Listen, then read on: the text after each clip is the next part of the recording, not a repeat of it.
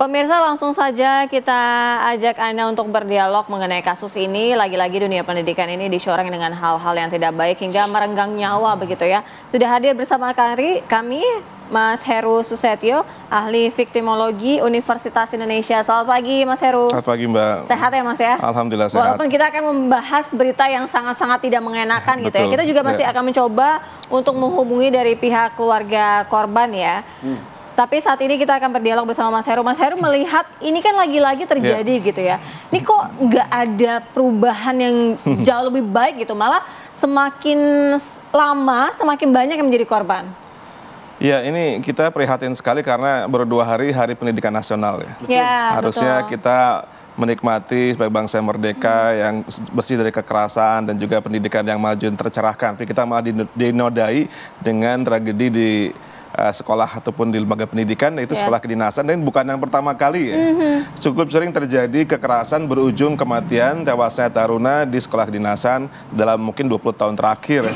Entah STPDN, kemudian di STIP, kalau tidak salah sudah 4 kali korban tewas ya. Belum korban yang luka berat ataupun teraniaya. Di Akpol pernah terjadi juga, di Akpol ada korban tewas. Kemudian juga di Politeknik Pelayaran di satu kota di Jawa Timur pernah terjadi juga. Artinya daftar panjang terus terjadi. Jadi harusnya dievaluasi yang sangat serius dari para penyelenggara pendidikan dan manajemen penyelenggara pendidikan di negeri, terutama di sekolah kedinasan. Apa yang terjadi di sekolah kedinasan? Karena itu kultur kekerasan yang berulang terus, ada budaya kekerasan terus berulang, senior ke junior, membuli, merundungi, sampai akhirnya tewas itu bukan cuma sekali. Dan ini satu noda merah pendidikan di Indonesia. Harus dievaluasi secara serius, dan siapa yang bersalah harus diproses secara hukum. Mas Heru, kalau viktimologi kan mempelajari dari sisi korban juga. Biasanya kejahatan tidak terjadi akibat dari pelakunya saja, tapi ada biasanya juga ada reaksi dari korban yang membuat kejahatan itu terjadi. Apakah ada faktor dari korban sejauh ini? Tadi ada yang dikatakan ada 4 kali kasus kematian yang terjadi di STIP. Seberapa jauh faktor korban berperan dalam kasus seperti ini?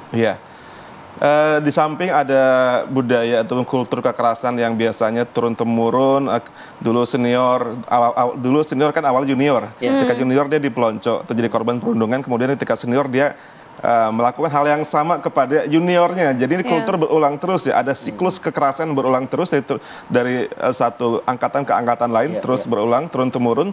Dan ini juga karena korban biasanya dalam posisi yang lebih kurang beruntung, mungkin lebih muda, lebih junior, atau dianggap melakukan kesalahan yang mungkin bukan kesalahan prinsipil, bukan kesalahan yang sifatnya fatal, cuma dianggap senior, di mata senior itu kesalahan yang fatal. Dan mereka punya tradisi harus dihukum supaya dia, dalam bahasa Jakarta, tidak ngocol, tidak belagu, tidak songong, dengan cara didisiplinkan.